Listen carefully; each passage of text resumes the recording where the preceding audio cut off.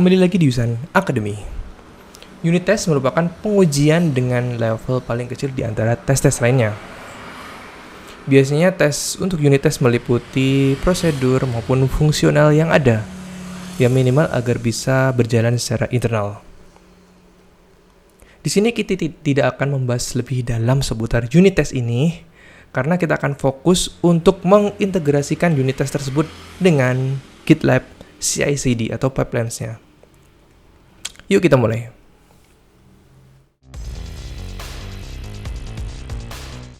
Sebelum memulai integrasi, hal pertama yang dilakukan adalah kita tes dulu secara lokal, memastikan bahwa unit testnya telah berjalan dan bisa diimplementasikan nanti di GitLab.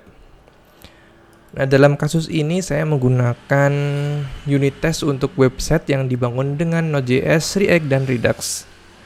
Dan untuk melakukan unit test dengan menggunakan command npm run test.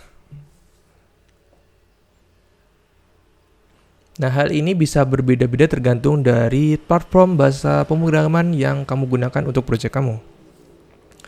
Nah, di sini saya sudah paste untuk unit testnya, sudah jalan sesuai dengan yang diekspektasi oleh developernya. Selanjutnya kita akan membuat untuk konfigurasi GitLab CI/CD-nya. Berikutnya yang akan kita buat adalah membuat file konfigurasi untuk GitLab CI-nya. Dan nama file itu harus sesuai dengan formatnya, yaitu .gitlab-ci. Ekstensinya adalah YML. Nah, ini kita buat terlebih dahulu. Di dalam gitlab-ci.yml ini berisi berbagai macam konfigurasi. Pertama meliputi platformnya. Itu disimpan di image yang digunakan. Kemudian ada stages, alias stage itu urutan apa saja yang ingin dilakukan di CI-nya ini. Nah, jika belum ada gambaran, lebih baik kita langsung saja buat ini konfigurasinya. .gitlab-ci. Nah, pertama kita memerlukan image. Image ini bisa dibilang platform apa yang ingin digunakan untuk unit testnya, ataupun integrasinya, ataupun bahasa pemrograman yang digunakan. Dalam kasus ini saya menggunakan Node.js, jadi kita menggunakan Node. Ini bisa dilanjutkan dengan versinya, atau jika ingin latest, maka tulis latest seperti ini. Kemudian ada stages. Stages itu adalah apa saja urutan yang ingin dilakukan di integration ini. Dalam kasus ini saya memerlukan dua sih, karena ingin melakukan unit test, tapi sebelum unit test itu wajib build dulu. Jadi step pertama adalah build, dan kedua saya memerlukan untuk tesnya. Nah, case ini memudahkan, bukan memudahkan ya, untuk memperingan pekerjaan dari GitLab sendiri, agar tidak tiap kali build itu dia selalu melakukan hal yang sama untuk download kemudian install, tapi bisa mengambil case sehingga prosesnya lebih cepat. Untuk case ini saya ngambil patch-nya di Node module karena dia sering ada perubahan di sana. Maksudnya tidak sering ada perubahan di sana karena jarang menginstal dependensi tambahan kecuali jika dibutuhkan. Untuk berikutnya adalah proses ini build-nya. Kita akan membuat berbagai macam ini konfigurasi yang berhubungan dengan stage build. Di sini saya memberi nama install dependencies.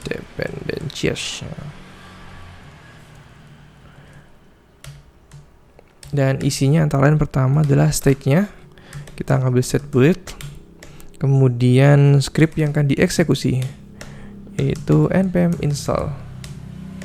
Kemudian artifact. Kita akan ngambil dari path untuk instalasi yaitu node_modules. Nah, setelah bagian install dependency siap, berikutnya adalah untuk testing. Kita kasih nama apa ya? Testing aja. Testing.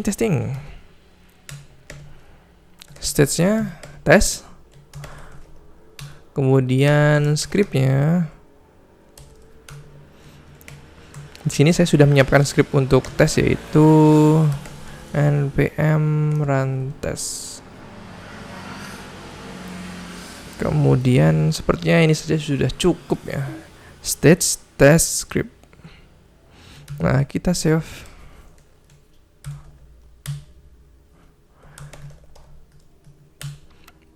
Untuk selanjutnya kita melakukan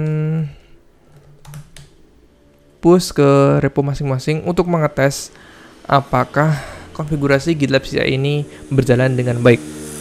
Jika kalian ingin konfigurasi lainnya, ada dokumentasi resminya, bisa kalian baca di ini, docs.gitlab.com. Semuanya lengkap ada di sini untuk berbagai macam kebutuhan kamu.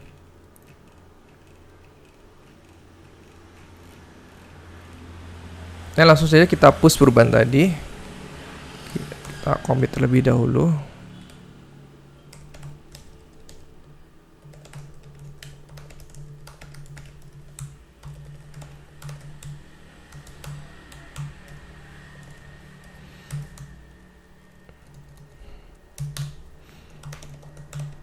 Push ke branch-nya, saya push ke upstream development. Nah, sambil tunggu nge-push kita sambil menunggu tadi ke push, kita buka repository GitLab-nya. Dan mana reponya? Ini dia, MogoS Web.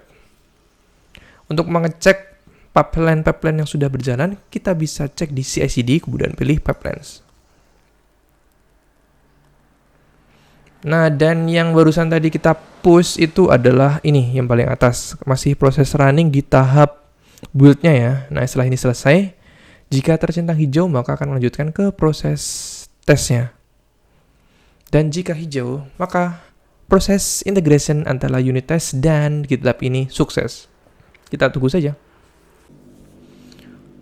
Dan akhirnya integrasi antara unit test dan GitLab-nya sudah selesai ya, sudah tercentang hijau semua. Jika kalian ingin tahu lebih dalam seputar apa saja sih yang sudah dieksekusi GitLab, apakah sesuai dengan yang di lokal tadi, gampangnya silahkan klik aja salah satu atau bisa semuanya dari centang hijau ini. Kita coba tes saja ya yang dilihat. Kemudian klik. Dan ini adalah tampilan terminal yang mengeksekusi perintah npm run test. Pass sukses, ya sesuai dengan di lokal tadi kan. Berarti untuk integrasinya sudah beres.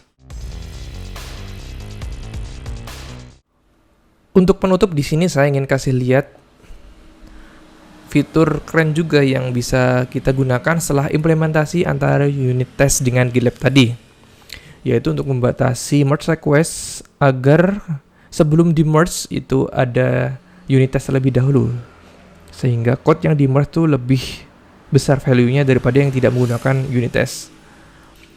Untuk melakukan simulasi itu, saya akan melakukan beberapa perubahan ya. Amannya sepertinya di readme saja. Readme. Nambah beberapa teks. Ini di sini.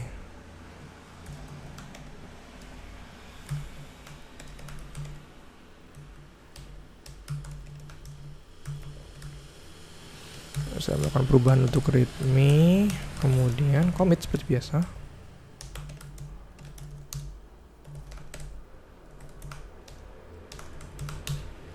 Dan saya push ke branch origin saya agar nanti bisa merge request. Push.